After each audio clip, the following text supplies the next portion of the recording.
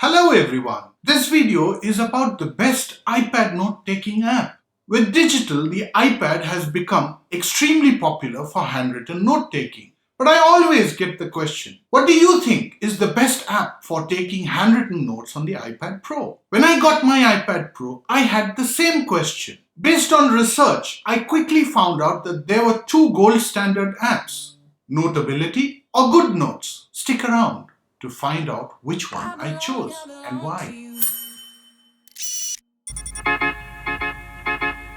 I belong to you.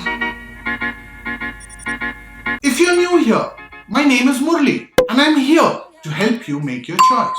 Based on the questions I get from people, I have divided the video into the following parts. The first section is centered around experience. Some of the features will be covered in the experience section. These include the file folder framework, fluid handwriting, stationery, colors, pens, pen types, line thickness, and workflow. In the features section, we will cover storage, searching, voice recording, an app for the Mac where you can synchronize things, and other nice features that you can find in both the apps. Then we'll get around to the pricing of the apps and what's the difference. Then I will get around to summarizing my opinion on which app I prefer and why. Let's start with the experience and features, shall we? We are used to storing files in a file folder structure, a grandparent-parent-child structure. Sometimes this 3-level structure might not be enough and you might need a 4th level, let's say a great-grandfather.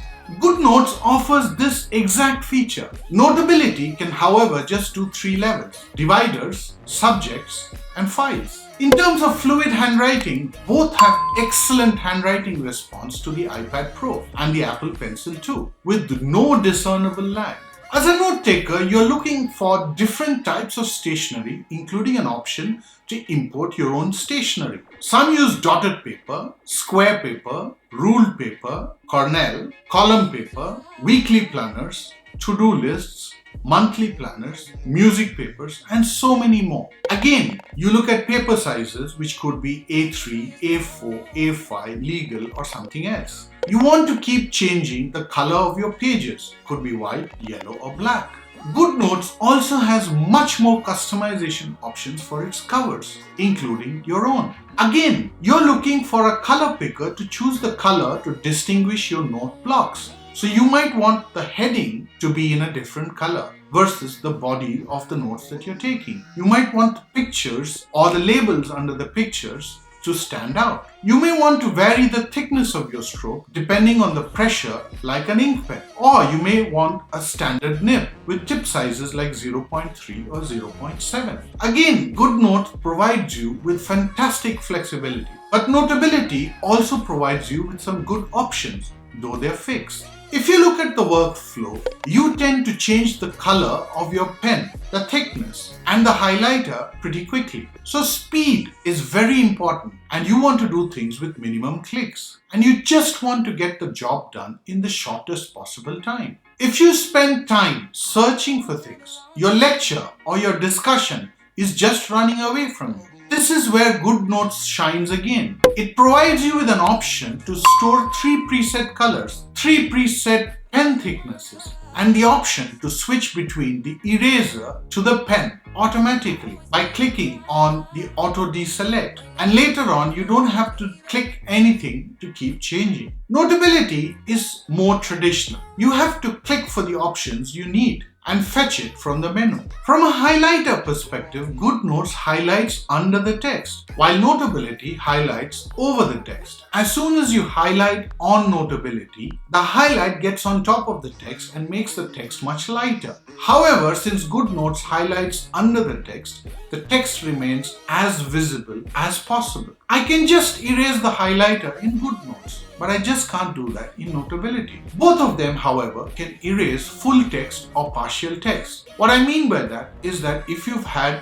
one stroke or a couple of strokes, then you could erase part of the stroke or the full stroke. If you're working with a team, You're writing things and using it like a whiteboard as well. Sometimes you may want to project that information on the screen. You may want to use a laser pointer function to highlight how it looks. Again, that's a feature that's available in GoodNotes. Navigation between pages on GoodNotes can be done horizontally, just like the pages of a book, or vertically like a PDF that's scrolling. In Notability, the scrolling is that of a PDF. I prefer the scrolling option that's available. GoodNotes also has a way to share specific day's notes from various notebooks. You can also keep multiple notebooks open in different tabs so that you can quickly switch between them, or add one in using the side-by-side window so that you can see two pages in the same notebook or different notebooks simultaneously. You can also rotate your pages 90 degrees at a time. This is useful especially when you're reading a PDF document and suddenly the document gets into landscape mode for the table and you want to annotate on top of the table to make in your own notes. All of these features are available in GoodNotes only. Let's get on to features, shall we? Both the apps provide for cloud storage. In terms of searching, though both apps provide for searching, GoodNotes provides for searching within the handwritten note, and Notability provides for searching mainly on the title. It doesn't really work well on the handwritten text. In terms of voice recording and animation of text while you're doing the voice recording, the feature is available in Notability, and GoodNotes doesn't do this at all. I just wish that GoodNotes had that feature. Typically, I use the notes to translate something into a document.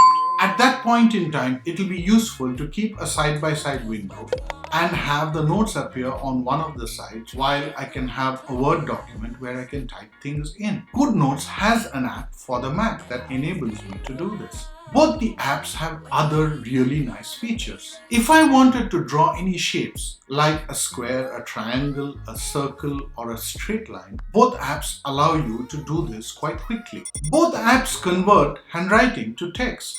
Both apps have the feature to convert the document to a PDF. Both apps have the ability to annotate the PDF document. Both apps provide you with a feature to previewing pages and quickly navigate to the right page. Both apps are paid options. If you already have an iPad, this option is a no-brainer. The cost of the stationery will outweigh the cost of the app. GoodNotes is priced at $7.99 and Notability is priced at $4.99. So what's my opinion? I don't have an option to lose my notes. So the only way I can do this is to go digital. I also want to make sure that things are backed up into the cloud. So while the overall handwriting experience is great in both apps, and you can't go wrong by choosing either, GoodNotes is incredible. By just adding features that are a tad better than Notability, they have managed to nudge Notability off from the top. I hope you found the comparison enjoyable. What's your favorite iPad note-taking app? Do comment below. If you want to see more videos from me, please click